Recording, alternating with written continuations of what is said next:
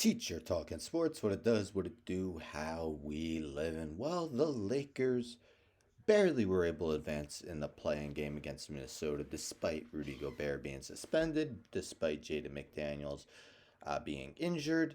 They were able to win in overtime and are now the 7th seed. Kind of a lucky win, a game that Minnesota really should have won. Anthony Edwards also shot 3 for 17, but the Lakers found a way to prevail. They are now the 7th seed in the West.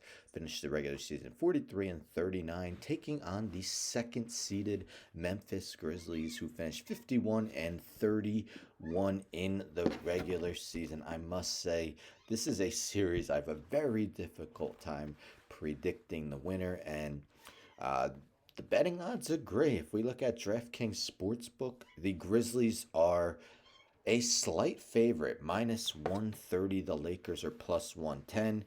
Easily the closest series out of the six that we know. The second closest sees the Cavaliers minus 200 and the Knicks plus 165. Lakers didn't finish too high, over 500, but this is a way different team than they were in the beginning of the season.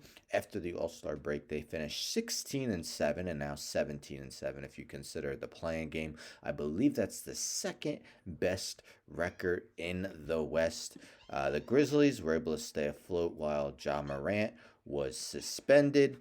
They've had a couple injuries that I'll get into in a little bit.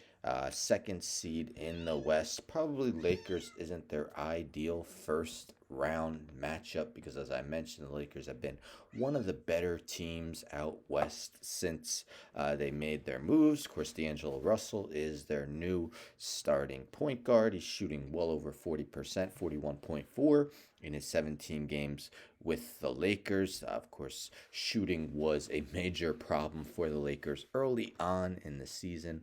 Not as much so the case. Austin Reeves has played more of a role. He shoots around 40% from three. He's been starting along with, of course, the dynamic duo of LeBron James and Anthony Davis, and the guy who does the dirty work, Jared Vanderbilt. Vanderbilt plays an excellent role and is more the defensive guy on the team. And the Memphis Grizzlies, as I mentioned, have a couple key injuries. Two of their big pieces are out for the playoffs. That is center Steven Adams. He is likely to miss the entire playoffs. Brandon Clark also out for the playoffs with the left Achilles tear. Clark was one of the key reserves for the Grizzlies all season prior to the injury.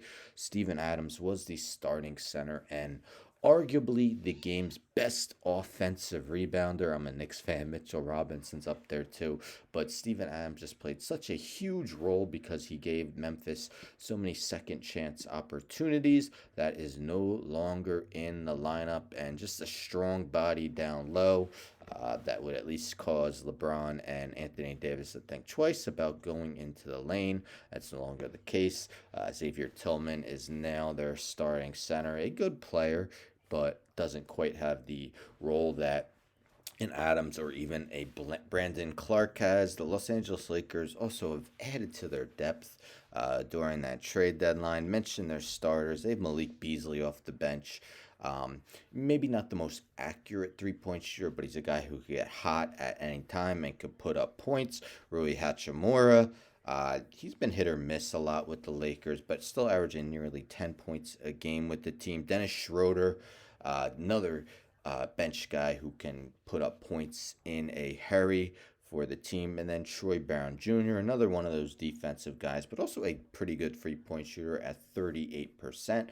So the Lakers have definitely improved their outside shooting as the season has gone along. LeBron James is healthy after he missed 27 games in the regular season. Anthony Davis missed 26, but he stayed healthy of late. And if you got those two on the court, you got to figure you almost always have a chance. We know Ja Morant was out with his suspension. He's come back, really hasn't missed a beat.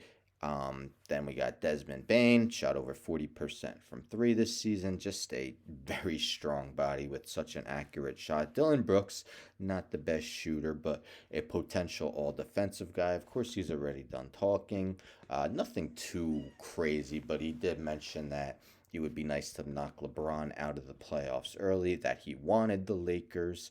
Then we have the aforementioned Xavier Tillman Jr., and then Jaren Jackson Jr., probably the likely defensive player of the year. His problem is he can get in foul trouble. And what do the Lakers probably do best than any team? Draw fouls. Their free throws differential between them and their opponent was the best in the league. And if you get Jaren Jackson on the bench in foul trouble, that definitely hurts the defense big times. Their depth is a little shorter with the two guys out. Yes, Tyus Jones is arguably the best backup point guard in the NBA. Assist to turnover ratio king. Luke Kennard, since joining the Grizzlies, 24 games shooting 54% from three-point territory.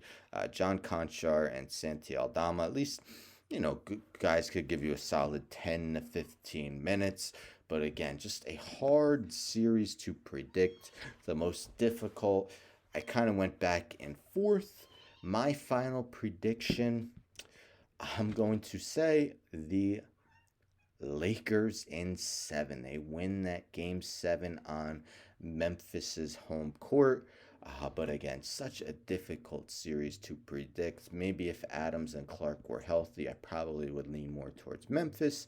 But right now, the Lakers are going in full strength, and I think they're able to prevail. But let me know in the comments if you agree, disagree. What do you think will happen in this series?